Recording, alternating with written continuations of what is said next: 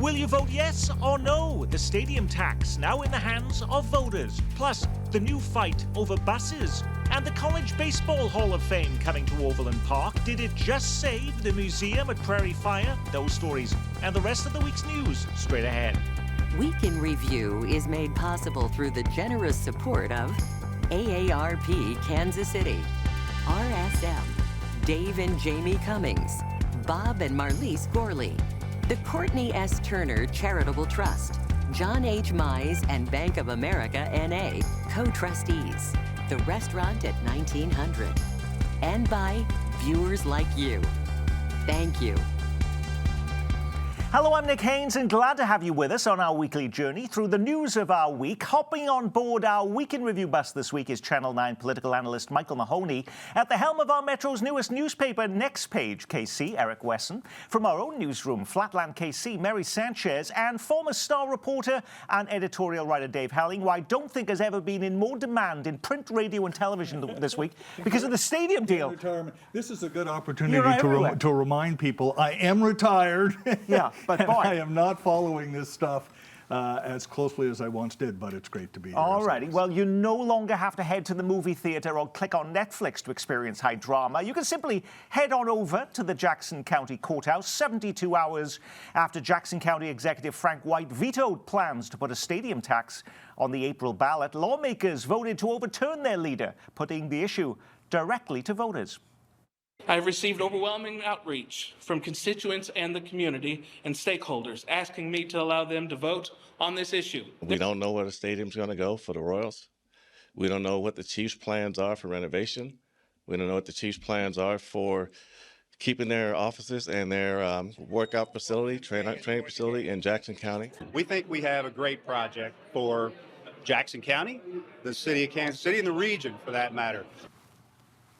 Friday, a growing number of lawmakers were siding with White. They simply didn't have enough information to move forward, they said. 72 hours later, Eric, they abandoned their position to place it on the ballot. What was happening behind the scenes? Do we need to see if there was an uptick of dislocated shoulders at area emergency rooms? Was there a lot of arm twisting going on behind the scenes that we didn't get to see?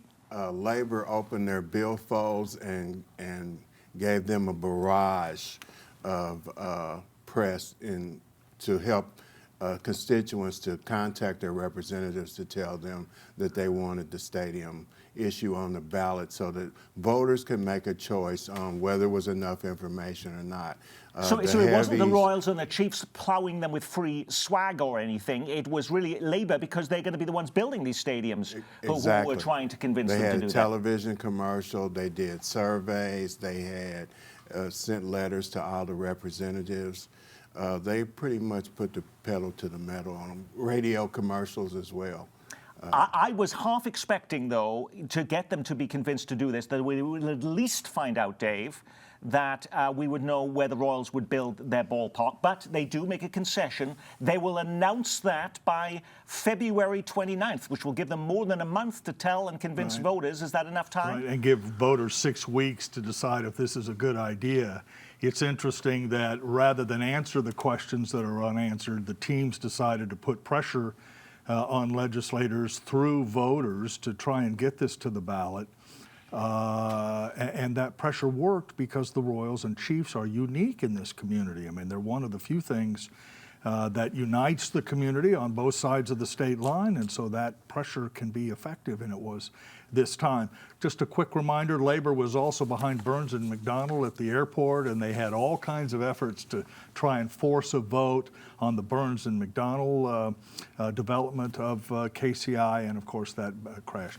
But in a sense, though, the people voted overwhelmingly for the airport. 70% of voters said yes to that. For all of the concerns about this, is there any evidence to suggest voters wouldn't say yes to this, Michael? Yeah, I think there's a whole lot of concerns about it. Like what? Well, I think that for one, in eastern Jackson County, there's a lot of resentment that I think may come to the fore about having the Royals move out of the sports complex and go to someplace downtown. I think the things that Frank White, who's been taking white-hot heat on this, some of the questions that he's raising about this, about where would the ballpark for the Royals be? How much is this going to cost? What's the design look like? All those are valid questions, and I think voters should have access to some of that information before they go to the polls. And right now they don't. And the teams are promising that information before voters get to the ballot box. But I wanted to bring up here, But that's been this demand for information has been out here for months. It's polling extremely well. Even though that they're talking about moving it out of eastern Jackson County, it's polling extremely well. But one other thing with this, the Civic Council came out. And the Chamber of Commerce came out, and they had people sign on. Negro Leagues Baseball Museum, Urban League, all of these agencies came together. And I don't want to say that it was for the stadium. I think it was more so give the people an opportunity to vote for it. I don't think that they would have gone in April if they didn't have that kind of polling. Viewers look for it to be at the Star Building, the old Well, Star okay. Building. Well, let me ask you this. And so we actually met this week here at Kansas City PBS with a major downtown power broker who said they've been in talks every single day with Royals owner John Sherman about moving it there and bleeding over into the Power and Light District. Yes. That is where it would go. And yet, why aren't the Royals then just being more forthcoming about that? Why not just name them?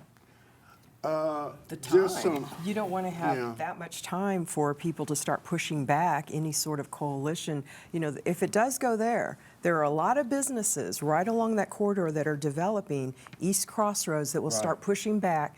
All the questions that opens up about how much more land they've got to take, and it raises the issue of the East Side property.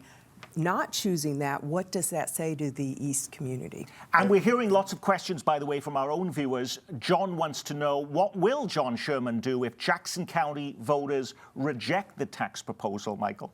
That's a $2 billion question, isn't it? They will still have some time to go back and put this on another ballot further down, perhaps in August, maybe November, maybe in a different year. But the clock runs on this. If they're looking for, say, state support for this plan for the stadiums, the legislature ends in mid-May, and if there's nothing in place before they adjourn, a vote in August would have question marks about state support. A vote in November would have questions about state support. We have no idea if the state will contribute a dime to this project. Right. Now, the governor gave his state of the state Wednesday and released the budget. As far as I could determine going through that budget, there was no money set aside for this project nor the World Cup. You know, we've talked about Kansas contributing. So that's going to come out of nowhere. Voters may have no idea what the state is going to do. We have no idea what, if anything, the city will do, particularly if it goes to the Star site, whether there are incentives, abatements, TIFs, other things involved. And we haven't heard much about John Sherman's $1 billion nearby village that was always a part of this. What is the status of that discussion? Well, I think if it was in the Power and Light District, that would allow a lot of that to happen with a developer. Or not happen. Okay. And that cap that they want to put over the freeway, they can connect that to it. They can connect it to 18th and Vine, because that was one of the selling points I heard. We don't know any of that. We don't know. Well, here's another question, because we already a TIF on the Star Building. What happens to that? Well, here's another question that our viewers are puzzled about. We heard from Jane this week, who's a faithful watcher of the program. Thank you, Jane. If the tax extension fails, can Jackson County use the current tax money to begin building a new stadium? Doesn't the current tax last until 2031? Yeah, so here's the situation with that tax. It raises $50 million a year. The debt service on the old debt from 2006 is about $30 million a year.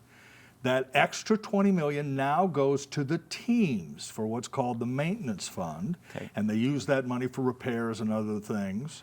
So there will be some money available, certainly not enough to build a new stadium. Nashville Royals, that's what they've become, to answer your question. For our viewers who are already suffering from stadium fatigue, do not worry. There are lots of other issues on the program this week. Kansas City made lots of national headlines back in 2019 when it became the first major city in America to make its bus service totally free to passengers. Now struggling with cash, the KCPT, which runs the area's buses, is moving to restore fares. If you missed their big meeting this week because they held it in the middle of a weekday and you had to work, here's a snippet from some of the riders and drivers who testified. This bus has become the shelter for the homeless people. We actually lost more ridership due to the free fare because they started feeling us safe. Our city will be way less safe if people lose their access to jobs, their medication, their education.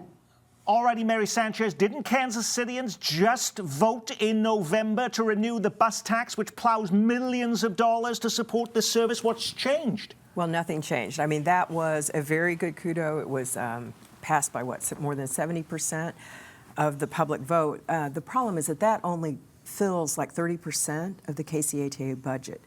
And there's also a $10 million deficit. So how all that's going to work out, what you're hearing here is the conversation around the bus fares. Are they going to reinstitute bus fares, which were $1.50, basically? And they put it off.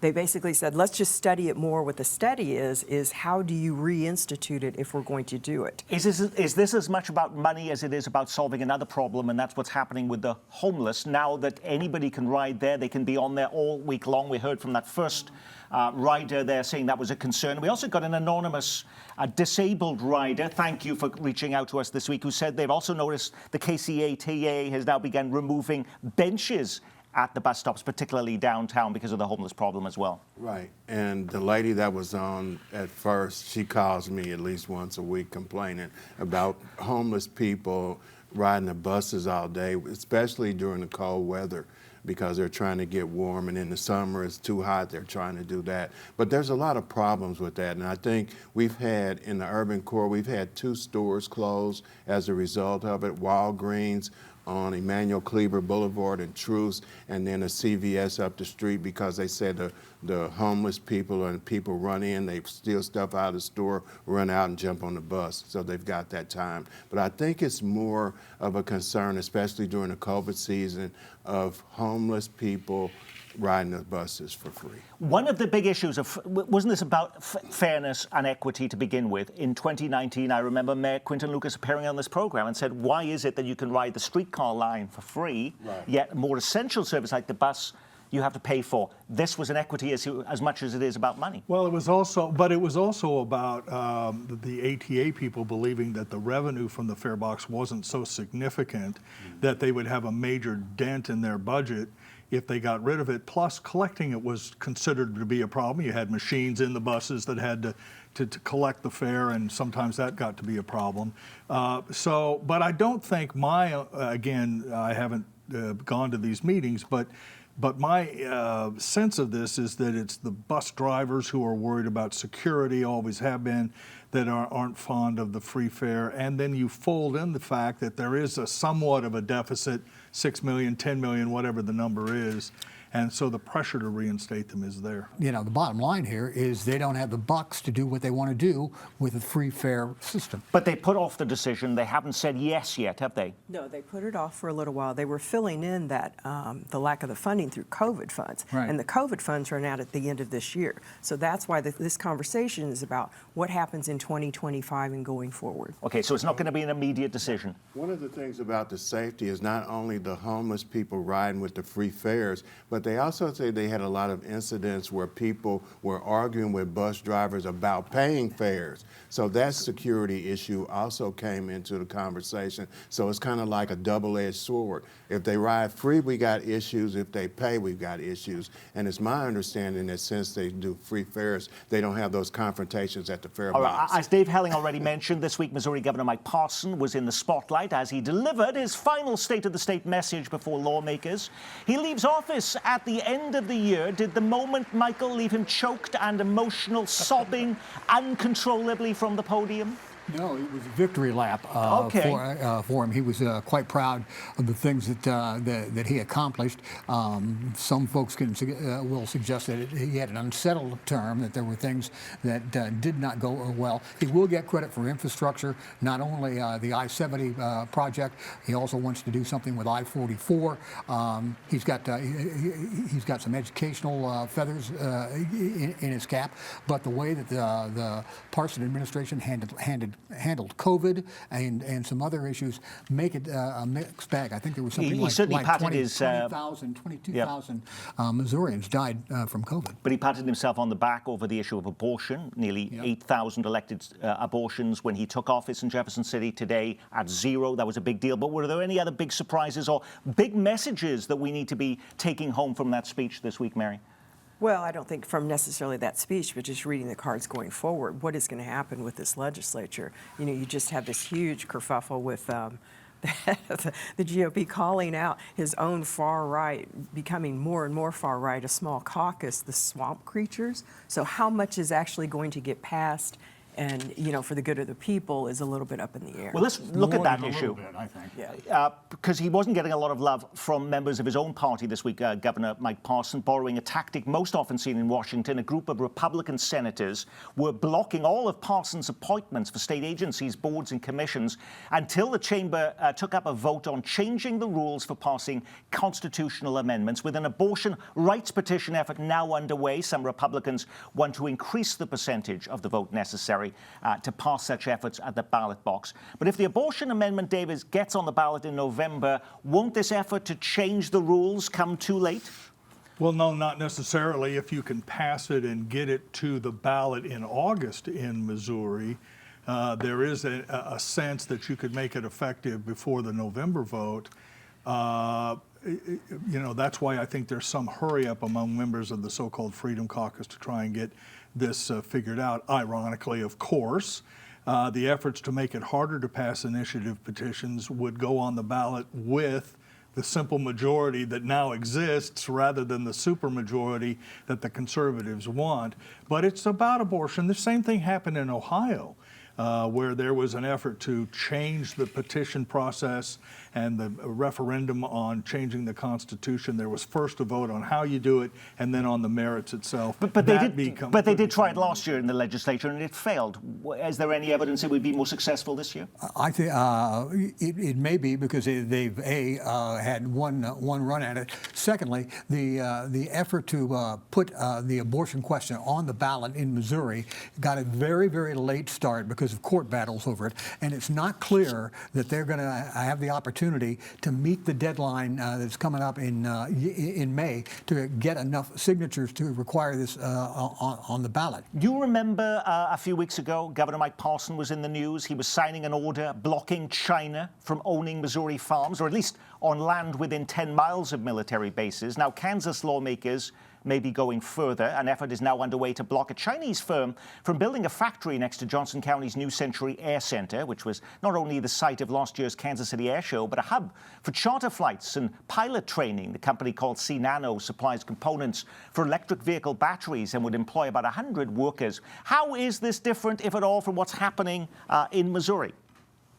Well, it's all part of the same campaign across the country, Nick, led by conservative lawmakers who are concerned about Chinese investment, primarily Chinese investment, in American factories and farmland and other American properties. And this debate is playing out all across the country. It has great resonance for some people because of their concerns about the Chinese and Chinese communism. So that's what this is about. Well, then the thing to remember is that Chinese ownership of land in Missouri and in Kansas is not, they are not the dominant foreign owner of property in these two states. They're not even in the top 5. And so, as Dave said, yeah, this is a talking point.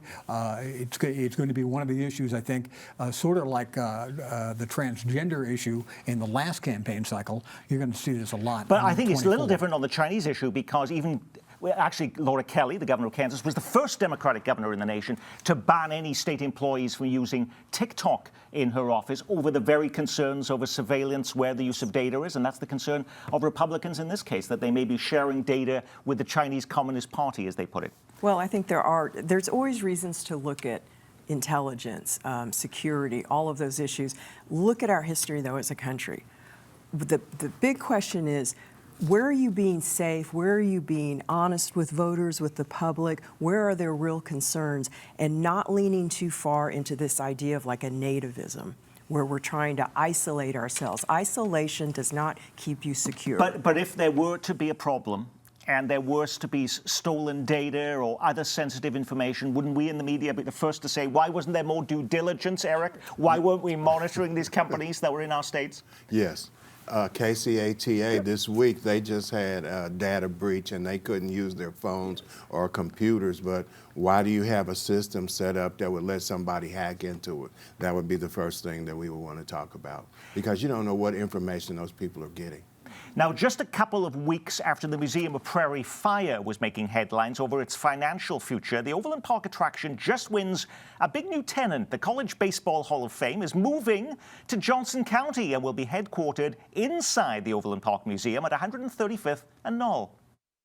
We had a chance to visit many cities across the country, great cities, but time and time again, it was the people that made us feel welcome and feel like this was home. Knowing how popular youth baseball here is in Kansas City and how relevant it is, I couldn't think of a better place to have the College Baseball Hall of Fame to be in Overland Park. Former Royals star Alex Gordon isn't the only big name now backing the project. So is Patrick Mahomes, who just cut a substantial check to make it happen. If they're excited, shouldn't we all be? How much do people care about a College Baseball Hall of Fame, Michael? I think first you got to say this is an impressive get for Overland Park and the Prairie Fire Museum, because by almost all measures, this is the sort of thing that ought to be in Omaha, Nebraska, with the College World Series there. And so the fact that Omaha did not get this and Overland Park and Prairie Fire did is almost next to mystifying on this. Then the question becomes, does this really generate the sort of money that the Prairie Fire Museum project needs? And that remains to be a question, despite all their optimistic projections. There seems to be different views on that as to what the developer there, Fred Merrill, says they're at 100% occupancy in the entire development there. Some of the stories they claim have been over-exaggerated. But is this at least confirms that having a museum in Johnson County dedicated to natural science didn't quite bring in as many people as they wanted, and something else needs to be tried here. I mean, museums, halls of fame are not in and of themselves great money generators, and we know that in Kansas City because of the college basketball experience, which has had financial problems since it opened and needed forgiveness of some of the debt it owed to the city. The Negro Leagues Museum has succeeded only to the extent of national efforts, unrelenting efforts to raise money, but the Jazz Museum struggles still, and for that matter, the Negro Leagues Museum is not on overwhelmingly strong footing. So the idea that this is going to rescue Prairie Fire is probably a stretch. I would agree with Dave on that, but I think the popularity of the College World Series, if you've ever tried to get tickets to that, thankfully I have friends in Omaha who can help. It's a huge get, and I think it's wonderful for this region. It just would have made more sense, perhaps for 18th and Vine, to include it with all the synergy already there. Was there any? Did you hear that from Bob Kendrick over at the Negro Leagues Baseball Museum? Hey, why not over here? Yeah, no, I hadn't talked to him about it, but the new museum that he is going to build there on the corner of 18th and Paseo, that would have been a great fit. You could build the College Baseball Hall of Fame next to the college basketball experience as part of the new stadium complex downtown. Hey, you have baseball fans there, then you have the College Baseball Hall of Fame, the college basketball experience next to the arena. Some of that makes some sense. It still belongs in Omaha. Okay. When you put a program like this together every week, you can't get to every story grabbing the headlines. What was the big local story we missed? Chiefs fever rules the Metro just ahead of the AFC Championship game this weekend. Kansas City recording a ratings bonanza. Last week's Chiefs-Bills game now officially listed as America's most watched TV program since the Super Bowl. Last week I asked, would we quickly move on from the mass shooting at Crown Center? Well, businesses in the shopping center say yes. They're complaining Crown Center management has been totally silent since 6 people were shot in a dispute between 2 groups of young people. Kansas City recording the nation's 3rd largest rise in rent prices. The Missouri auditor making headlines as he accuses fellow Republican Jay Ashcroft of breaking the law for failing to turn over cybersecurity reviews of local election offices. These are political opinions under the guise of an audit report. Parrot Heads rejoice. Kansas City's first Margaritaville hotel now has an opening date, spring 2025, next to the Legends in KCK. And how many event spaces do we need? Live Nation begins construction this week on a new 15,000-seat concert venue in Riverside. Alrighty, Eric Wesson, did you pick one of those stories or something completely different? I linked mine in with the vote that the City Council is going to be taking on the discrimination for rent. The battle between the KC tenants and landlords over what they should be asking people that they're renting their properties to. Mary. I went with a positive just because we need this with this dreary weather. Kansas City has once again made a listing of James Beard semifinalists. And what I would just say is congratulations to them, because this area has got a generations-long history within culinary that they've just joined a huge team. Michael. The rent increase, I'm sort of piggybacking off what Eric said. Kansas City has a reputation for being a livable city and an affordable city, and this sort of statistic really flies in the face of that, and it's going to require some close inspection. Governor Mike Parson, in his budget and State of the State address, talked a lot about giving more money to teachers in Missouri. Missouri teachers are so seriously underpaid that it's probably good news. It may not be enough, particularly for teachers who've been around for a while. So look for a major discussion in Jeff City about making teachers or having more money for teachers. Or alternatively, we do a 3-day week for teachers, beating the 4-day week.